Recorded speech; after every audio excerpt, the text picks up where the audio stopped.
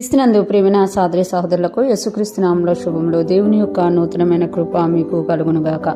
ఈరోజు దేవుడు మనకిచ్చిన మాట ఆదికాండము 1వ అధ్యాయం 10వ వచనం. దేవుడు ఆరిన నేలకు భూమి అని పేరు పెట్టెను, జలరాశికి ఆయన సముద్రములని పేరు పెట్టెను, అది మంచిదని దేవుడు చూచెను. ఈ మాటలు మనం ఆదికాండంలో చూసినాము. దేవుడు సృష్టిని చేయడం మొదలు పెట్టినప్పుడు భూమి నిరాకారముగాను శూన్యముగాను ఉంది. దేవుడు ఎప్పుడైతే ఒక్కొక్కటి చేస్తూ ఇక్కడికి వచ్చేసరికి ఆకాశము క్రిందనున్న జలములన్నీ ఒకే చోట ఉంటే ఆ జలములను ఏం చేశారంటే దేవుడు పైకి జలములను క్రింద జలములను వేరుపరిచి ఆరిని నేల కనబడాలన్నప్పుడు ఆ ప్రకారం అయిందంట. ఆ దేవుడు ఆరిన నేలకు భూమి అని పేరు పెట్టారంట. ఈరోజు మనం భూమి మీద జీవిస్తున్నాం. భూమి అనేది ఒక గ్రహముగా మనం చూస్తున్నాం. ఆ గ్రహాన్ని దేవుడు చేశానమాట.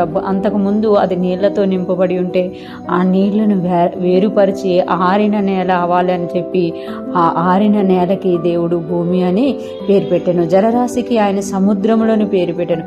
భూమి మీద ఉన్న జలరాశులన్నిటికీ కూడా ఆయన సముద్రములు అని పేరు పెట్టారంట. ఈరోజు మనం చూస్తున్నాము ఆరిన నేల మీద మనుషులు జీవిస్తూ సముద్ర జలములు కూడా మన చుట్టూ ఉన్నట్టు దేశాలని అవి కనెక్ట్ చేస్తున్నట్టు మనము చూడగలం. అది మంచిదని దేవుడు చూశాను. అంటే దేవుడు ఆరిన నేలని సముద్రములను వేరుపరిచారు, అది మంచిది అని దేవుడు చూశారంట. అంటే సముద్రములు జలములే నిండి ఉంటే అది మంచిదిగా అనిపించలేదనమాట. కానీ జలములు వేరుపరచబడి ఆరిన నేల వేరుపరచబడినప్పుడు ఆ జలములను సముద్రాలుగా ఆరిన నేలని ఆ భూమిగా దేవుడు చేసినప్పుడు దేవుడు దాన్ని మంచిదిగా చూశారనమాట.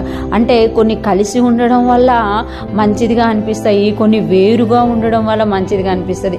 యేసుప్రభువు వారు కూడా ఈ లోకాన్ని వదిలిపెట్టి వెళ్ళాల్సి వచ్చినప్పుడు ఆయన అంటారు కదా, నేను వెళ్ళిపోవటము మీకు మంచిది, నేను వెళ్ళని ఎడల ఆదరణకర్త మీ యొద్దకు రారు అని తెలియజేస్తారు. కొన్నిసార్లు మన పరిస్థితులు కూడా మనకు మంచిగా అనిపించవచ్చు, కానీ కొన్నిసార్లు దేవుడు వాటిని వేరుపరిచిన వాటితో మరలా దేవుడు మంచిదిగా చేసే దేవుడుగా ఉన్నారనమాట. ఈరోజు ఫ్రెష్మన్ ఉంటున్న ప్రతి ఒక్కరూ జ్ఞాపకం చేసుకోవాలి, మన జీవితం అంతా కూడా చిందరవందరగా ఉందా, దేవుడు దాన్ని వేరుపరుస్తారు. ఒకవేళ వేరుపరిచినది మంచిగా ఉందా, దేవుడు దాన్ని ఆ మంచిదాన్ని మంచిగా చేసి ఇంకా వాటికి మంచి పేర్లు పెడతామట. ఈరోజు మనం ఏది కలిగి ఉన్నామో అది దేవుని దృష్టికి మంచిదిగా ఉందా లేదా అనేది మనం చెక్ చేసుకోవాలి. ఒకవేళ మంచిదిగా లేకపోతే దేవుడు దాన్ని వేరుపరిచిన దాన్ని మళ్ళీ దేవుడు మంచిగా పేర్లు పెట్టి వాటి నియమాలలో నియమించి వాటిని మంచిగా దేవుడు వాడుకునే దేవుడు అనమాట. ఈరోజు ఫ్రెష్మన్ వింటున్న ప్రతి ఒక్కరూ కూడా దేవుని యొక్క జ్ఞానంతో దేవుని కృపతో నింపబడదుము గాక. ఆయన ఏది చేసినా కూడా మంచిగా చేస్తారు కాబట్టి మనము కూడా ఆయన చేసిన దానికి మన జీవితాల్లో అనుమతిస్తూ ముందుకు సాగిపోదుము గాక.